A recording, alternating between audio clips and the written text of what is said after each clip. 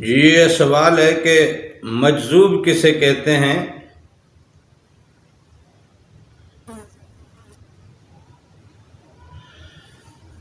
جی مجذوب اصل میں جذب سے ہے، اور حقیقت میں یہ فنا کا مقام ہے، لیکن اس مقام میں جو مجذوب ہو جاتے ہیں، فنا کے مقام سے تو بہت سے اللہ کے ولی ہو کے گزرے ہیں، فنا کے مقام کی زیارت اور فنا کے مقام کے جو نظارے ہیں وہ بہت سے اللہ والوں نے کیے ہیں، اور پھر انہوں نے اپنے مریدین کو وہ جلوے اور وہ دیدار کرائے بھی ہیں۔ لیکن اصل میں ہوتا کچھ اس طرح ہے کہ کچھ لوگ فنا فی الشیخ کی منزلوں میں ابھی آئے نہیں، فنا فی الشیخ کی منزلوں میں ابھی آئے نہیں، وہ اپنے شیخ میں اپنے استاد، اپنے مرشد اور اپنے رہنما اور رہبر کی محفل سے اس طرح سے ابھی فیض لیا نہیں، اور اس کی ذات کو اپنی ذات میں ابھی ٹھیک سے بسایا نہیں، لیکن وہ اللہ کے عشق میں آگے نکل گئے۔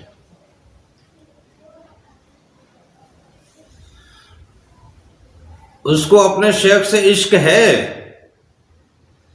لیکن اپنے شیخ کے ذات کی جو تجلیات ہیں وہ ابھی اس کے اندر اتری نہیں ہے۔ وہ جیسے چھوٹا بچہ ہے نا، آپ کے گھر میں پیدا ہوتا ہے، پھر آہستہ آہستہ وہ کروٹیں لینے لگتا ہے، پھر وہ ہاتھوں کے بل ہلکا ہلکا چلنے لگتا ہے، پھر تھوڑا کھڑا ہوتا ہے، تو آپ اس کا ہاتھ پکڑ کے اسے چلنا سکھاتے ہیں۔ تو اس طرح ہماری روح کو بھی پرواز سکھانے والا کوئی باپ ہونا چاہیے۔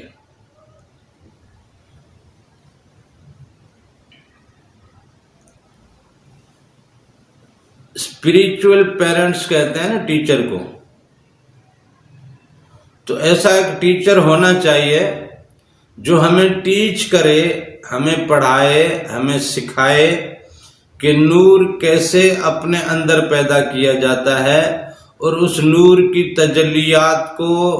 کیسے برداشت کیا جاتا ہے،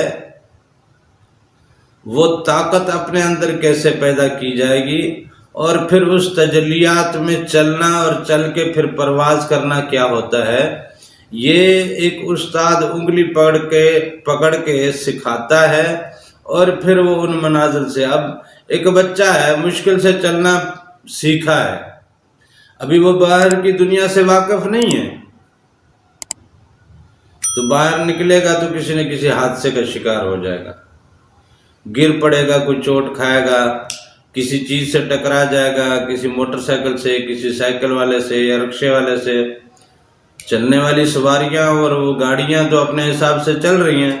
بچہ گھر سے نکلا، گھر کے باہر روڈ ہے، تو وہاں کسی حادثے کا شکار ہو سکتا ہے، مر بھی سکتا ہے، نہیں تو انجرڈ ضرور ہو سکتا ہے۔ تو اس خطرے کی وجہ سے والدین اپنے بچے کو جب بھی گھر سے نکلتے ہیں اپنے ساتھ لے کے نکلتے ہیں، اور اگر اس کی انگلی چھوڑتے بھی ہیں تو کہتے ہیں بیٹا خیال کر، وہ گاڑی آ رہی ہے،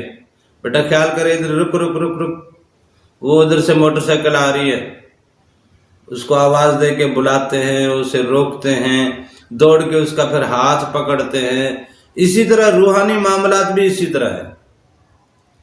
روحانی معاملات میں بھی آپ کا استاد، آپ کا مرشد، آپ کا جو روحانی والد ہے، روحانی باپ ہے جو آپ کا، وہ آپ کا ہاتھ پکڑ کے رکھتا ہے۔ اگر ذرا تھوڑی دیر کے لیے ہاتھ چھوڑتا بھی ہے تو پورا خیال رکھتا ہے کہ کہیں سے کوئی حادثہ رونما ہونے والا تو نہیں ہے، وہ جلدی سے اپنے بچے کو بچا کے رکھتا ہے، تو اس بچے کو کسی حادثے سے بچا کے رکھتا ہے، لہذا وہ بچہ حادثے سے محفوظ رہتا ہے اور آہستہ آہستہ باہر کی دنیا میں چلنا پھرنا اور باہر آنا جانا اور باہر کے معاملات سیکھ جاتا ہے۔ پھر بعد میں وہ پھر اکیلا جاتا ہے، پھر ایک دن آتا ہے کہ وہ دنیا کے معاملات کو خود ڈیل کر رہا ہوتا ہے، پھر روزگار میں کاروبار میں پھر گم رہتا ہے۔ اسی طرح تصوف میں بھی، روحانیت میں بھی، جب آپ کے اندر کا نور بیدار ہوتا ہے تو ایسے میں آپ کی پرواز وہاں ہونے لگتی ہے، قلب آپ کا بیدار ہو گیا، آپ ذکر میں لگے ہوئے ہیں، آپ کا قلب بیدار ہو گیا، اللہ کے اور بندے کے درمیان اور کوئی دوسرا آ نہیں سکتا نا، تو بغیر مرشد کے بھی اگر کوئی نور پانا چاہے تو نور پا سکتا ہے، لیکن بات یہ ہے کہ جب تجلیات کی دنیا میں اس کو جب پرواز ملنے لگتی ہے تو وہ اس پرواز میں کہیں کسی حادثے کا شکار ہو جاتا ہے۔ اب وہ تجلیات کی دنیا جو ہے وہ ہماری آنکھ تو نہیں دیکھتی، وہ ماوران نظر ہے، لیکن اس کی روحانی مخلوق وہاں تک گئی، وہاں کا دیدار کیا اور وہاں کسی حادثے کا شکار ہو گئی، بالفرض کوئی ایسی تجلی پڑی یا بالفرض کوئی ایسا منظر دیکھا جس میں اس کی عقل خبط ہو گئی۔ اب جب اس کی عقل خبط ہو گئی، اس دنیا کا دروازہ تو کھل چکا ہے، اس دنیا کا دروازہ بند ہو گیا، لیکن بندہ ابھی مرا نہیں ہے، بندہ تو زندہ ہے۔ تو ایسی صورت میں وہ بندہ، ہم یہ کہتے ہیں کہ یہ پاگل ہو گیا ہے یا دیوانہ ہو گیا ہے یا کچھ بھی، کوئی بھی نام دے دیتے ہیں، لیکن حقیقت میں وہ اپنے عشق میں، ذکر کی مستی میں وہ وہاں تک پہنچ چکا ہوتا ہے جہاں کچھ جلووں یا کچھ مناظر کی تاب نہ لاتے ہوئے اس کی عقل خبط ہو چکی ہوتی ہے، اس کی عقل جذب ہو چکی ہوتی ہے۔ اب آپ کا اگر استاد، آپ کا پیر مرشد اگر آپ کے ساتھ ہے تو وہ آپ کو ایسے معاملات سے بچا کے وہاں کی سیر کرا کے لے آتا ہے۔ اب وہاں کی سیر کرنے کے بعد اس دنیا کا معاملہ یا اس دنیا کے واردات یا اس دنیا کے جو بھی معاملات ہیں، جو مناظر ہیں، اس کو ٹھیک انداز سے یہاں بیان کرنے کی اجازت پہلی بات تو ہوتی نہیں، پر اگر کوئی بیان کرنا چاہے تو اس سے وہ لفظ چھین لیے جاتے ہیں، اس سے وہ طاقت سلب کر لی جاتی ہے، لہذا اس دنیا کی ٹھیک معلومات کوئی بھی آپ کو نہیں دیتا۔ یہاں تک کہ حضور نبی کریم صلی اللہ علیہ وسلم نے بھی اگر اس دنیا کے کچھ مناظر بتائے ہیں تو صرف اشاروں میں ہی بتائے ہیں، سمجھائے ہیں، اور اس طرح اولیاء کرام نے بھی اس دنیا کے اگر کچھ مناظر پہ گفتگو کی ہے تو وہ بھی اشاروں اور کنایوں میں کی ہے، اس کو بالکل کھول کر واضح لفظوں میں بیان کرنا ممکن نہیں ہے، اس کی اجازت نہیں ہوتی، اور اگر کوئی بیان کرنا چاہے تو بیان کر جاتا ہے، لیکن لوگ پھر وہ بات سمجھ نہیں پاتے، کیونکہ وہ لوگوں کی عقل تو اس دنیا کی ہے نا، وہ اس دنیا کے حد تک اس کو عقل دی گئی ہے، اب اس دنیا کا پیرامیٹر ہے وہ یہاں تک، اب یہاں سے اگر اس کا پیرامیٹر آگے بڑھے گا تو وہاں عقل کام نہیں کرے گی،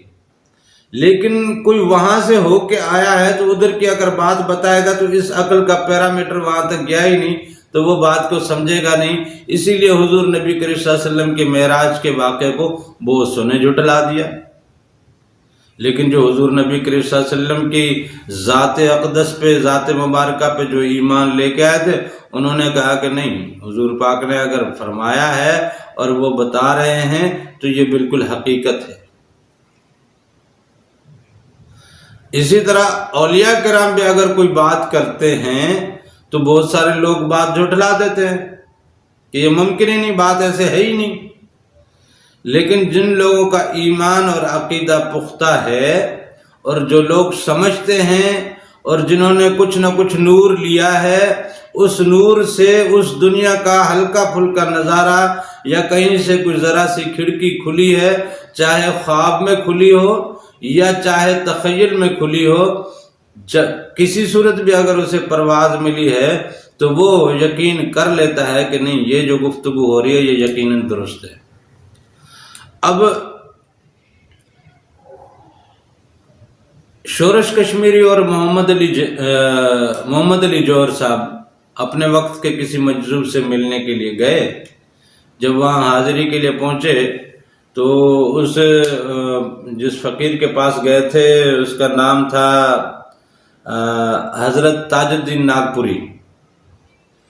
حضرت تاج الدین، بابا تاج الدین ناگپوری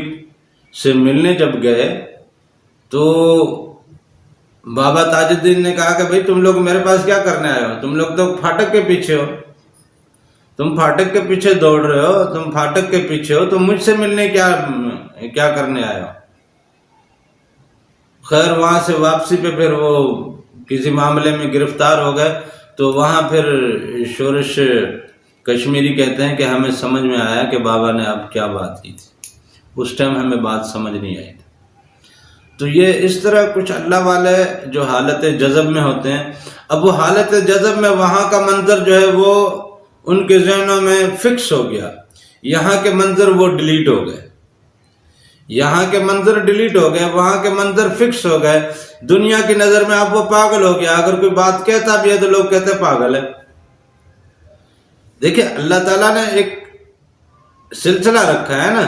کہ ہر کسی پہ وہ بات عیاں نہیں ہوتی،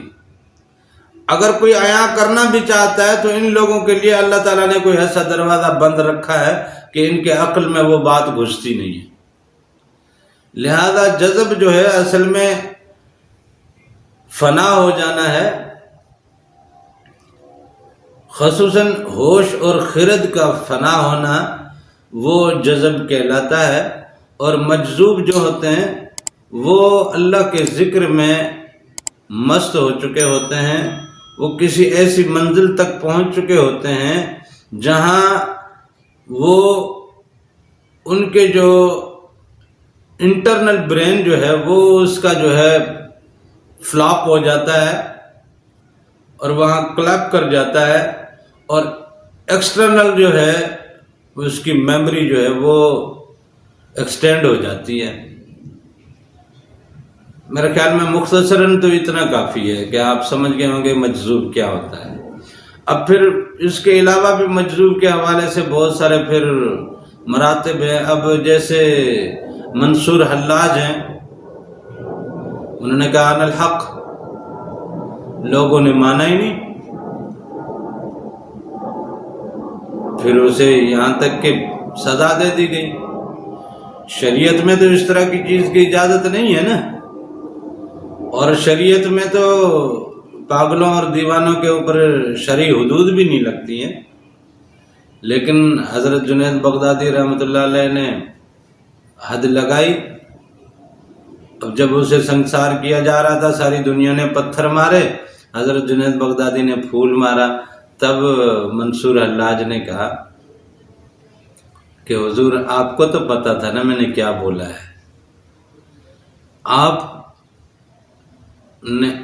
یہ جو مارا ہے نا یہ مجھے تکلیف دی۔ لوگوں کے پتھر تکلیف نہیں دے رہے تھے، حضرت جنید بغدادی کے پھول نے اسے تکلیف دی، اور وہ بولا، اور وہ وہاں پہ بولا۔ تو جو اس دنیا کے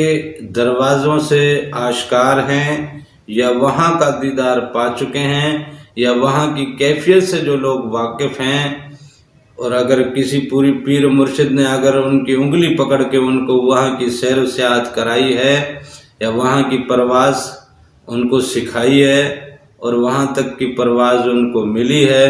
وہ سمجھ سکتے ہیں کہ وہاں کا عالم کیا ہے اور وہاں کے مناظر کیا ہیں۔ اور کچھ لوگ وہاں جا کے بغیر پیر مرشد کے اپنے عشق میں جب ان کا نور پرواز چڑھتا ہے اور وہ پرواز پاتے ہی جناب کسی حادثے کا شکار ہو جاتا ہے تو پھر وہ حالت جذب میں چلے جاتے ہیں، ایسے آدمی کو مجذوب کہا جاتا ہے۔